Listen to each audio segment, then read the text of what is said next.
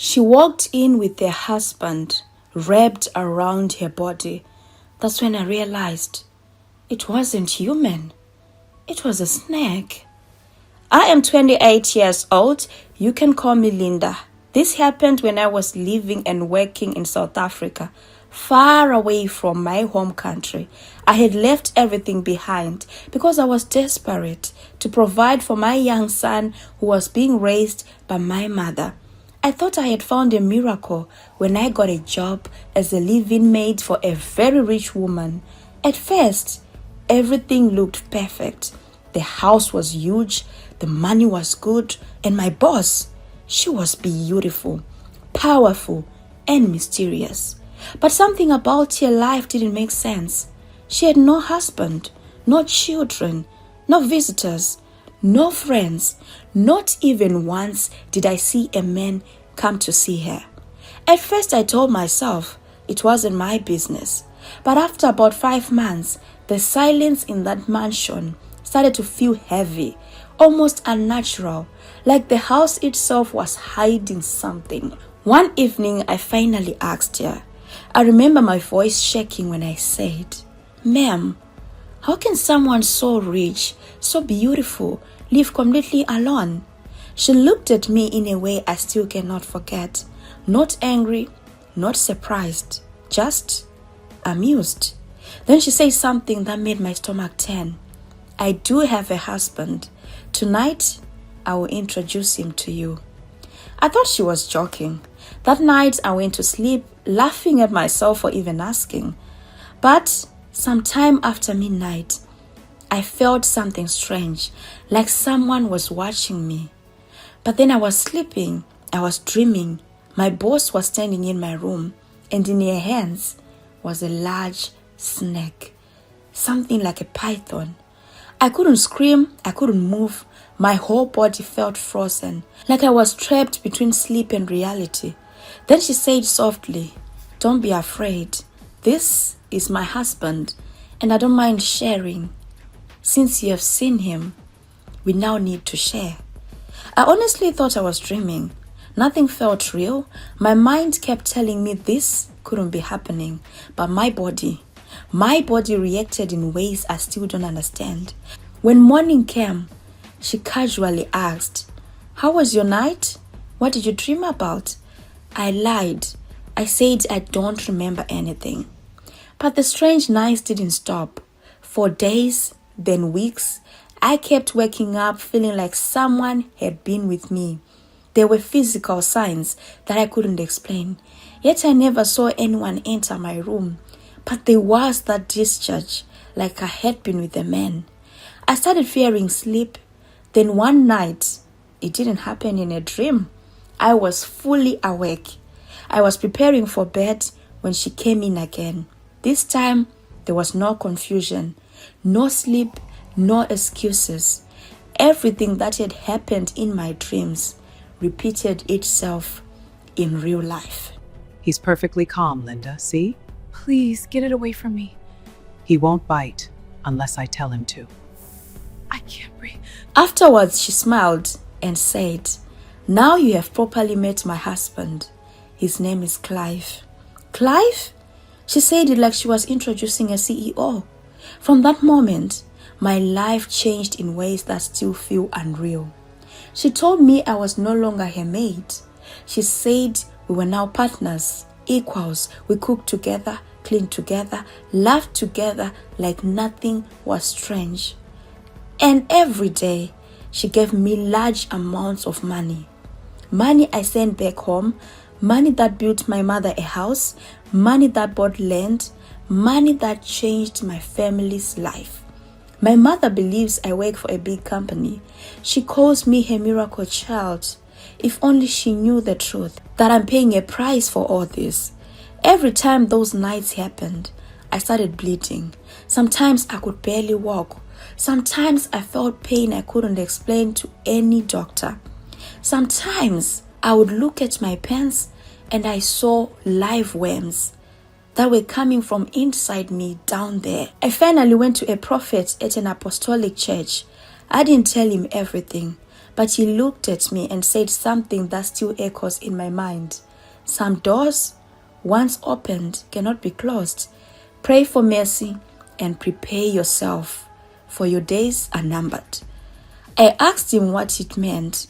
He just said, not everything that gives money gives life. Since then, I've been living in fear. Fear of sleep, fear of my own body, fear of how this story might end. Sometimes I think about the first night and I ask myself, was I a victim? Or did greed make me stay? But even if I had said no, was she going to take my no? Because the truth is, I didn't run away when I had the chance to. The money was too good. And now I feel trapped in something I don't understand. And I have talked to my boss. I told him I don't want to be part of this anymore. And she said, it's either Clive or my life. If I live, I die. Sometimes I think about telling my mother the truth. I laugh with her on the phone and afterwards, I'm just sad. But how do you tell the woman who is proud of you what really paid for a house? Maybe it's better she never knows what eventually kills me. So today I'm confessing this here because maybe someone out there has heard of something like this. Maybe someone knows if there is a way out. Or maybe am I already too deep? And before I end this, I want to ask you something that I argue about with myself every night. If something dangerous and unexplainable was making you rich and serving your family, would you have walked away? Or would you have stayed like I did? Does these things even give you an option to say no or to walk away?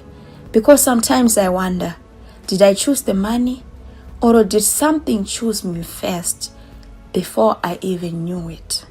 That was our first confession. Let's move on to our next confession. I have some difficult news. Everything you worked for in the UK, it's gone. What? How is that possible? No, this can't be happening. The house you built is in my name. The company too. What? No, that's impossible. I built everything. It's all legal. It's mine now. You can't do this to me. I have to tell you something. I'm legally married to someone else. She's pregnant. Imagine coming back from the UK after working so hard and then realizing he married a second wife with your hard-earned money. My name is Ross, and this is how the men I loved almost destroyed my mind.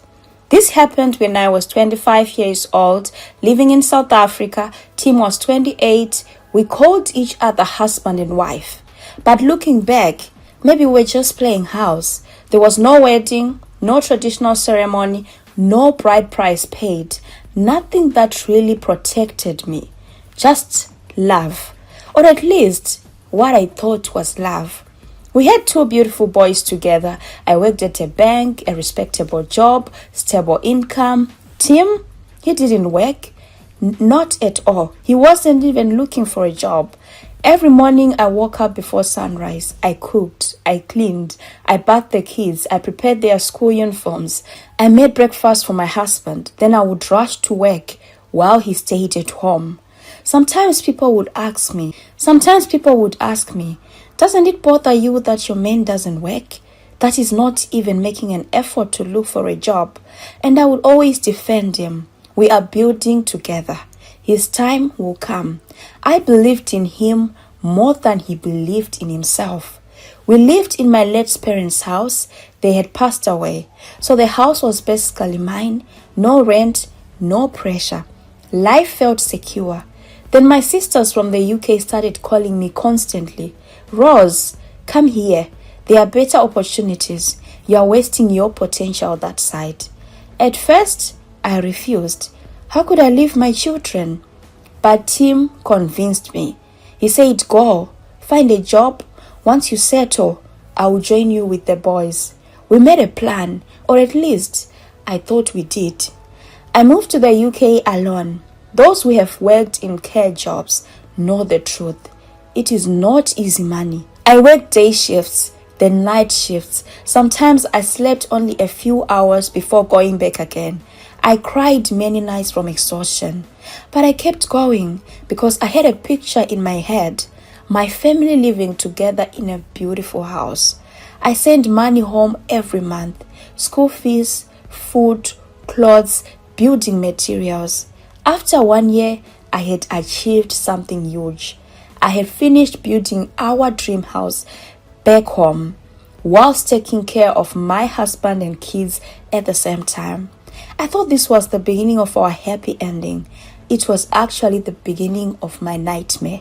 When I told Tim it was time for them to come to the UK, his tone changed.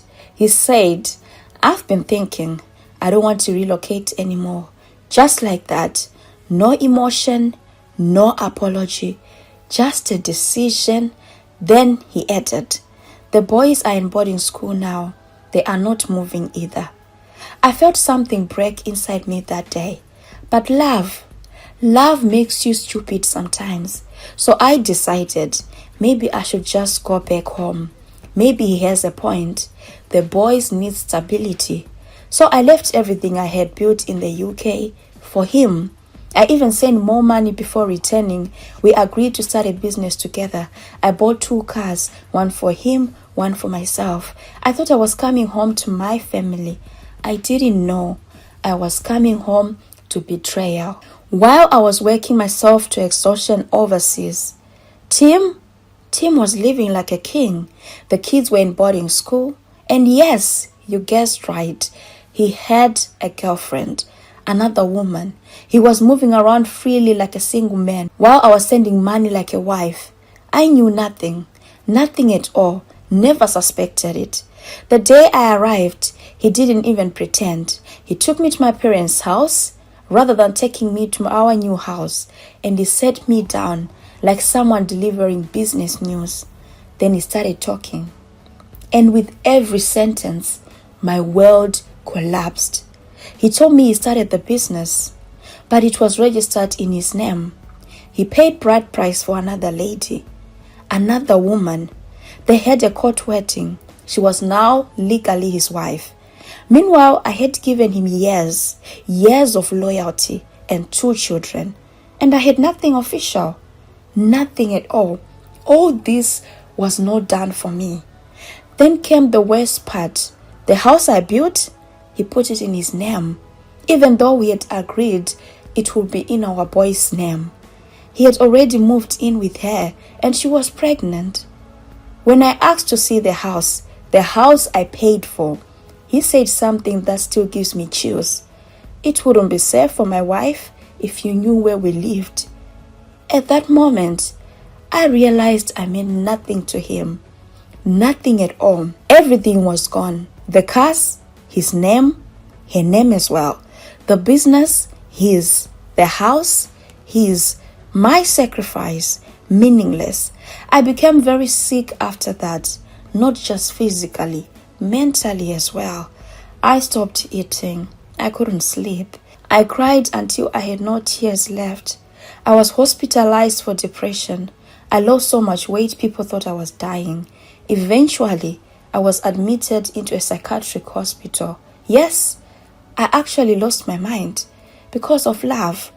After I slowly recovered, my sister said something that saved my life. "Ross, you need to live again.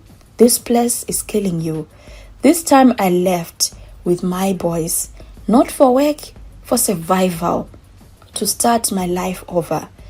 But this is where the story takes a turn nobody expected. Tim's new marriage started collapsing almost immediately. Karma came too early for him.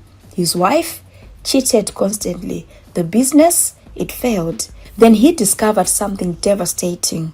The baby he thought was his, it wasn't his. They divorced just after 1 year. And the woman he chose over me, she walked away with the house and the car. She walked away with everything that I worked hard for. She walked away with my sweat. Tim was left with absolutely nothing, exactly how he left me. Then one day, my phone rang. His name appeared on the screen. It was Tim, my husband. His voice was different, broken. "Ross, I'm sorry. I was bewitched. She used juju on me. I went to a church and they prayed for me. Now I can see clearly. I never left here. I want my family back. I'm ready to come. My passport is ready. My bags are packed. I'll do anything. Anything. Funny how men discover clarity when they lose everything. And here is my truth. I still love him. Maybe not the same way. Maybe not innocently. But he's the father of my children. And part of my heart still remembers the man I thought he was. Now I am facing the hardest decision of my life. Do I forgive him? Or do I choose myself for the first time? A big part of me wants to give him another chance. I love that man. So I want you to be honest with me. If a man destroys your life, loses everything, then comes back begging, is that karma giving you closure? Or is that God giving him a second chance through you? And here's the real question. Would you take him back? Or would you make sure the door stays closed forever? What should I do? That was our last confession for today. These are not just stories. These are real people, real mistakes, real consequences. Someone out there is living with this secret right now. Maybe smiling on the outside, but breaking on the inside. And that is why this channel exists, to give a voice to the confessions people are too afraid to say. To remind us that every decision we make has consequences, and to show the hidden side of human nature most people never talk about. Now, I want to hear from you. What advice do you have for this person? What would you say to them if they were sitting right in front of you? Tell us what you think using the comment section down below, because your words might be exactly what someone needs to hear.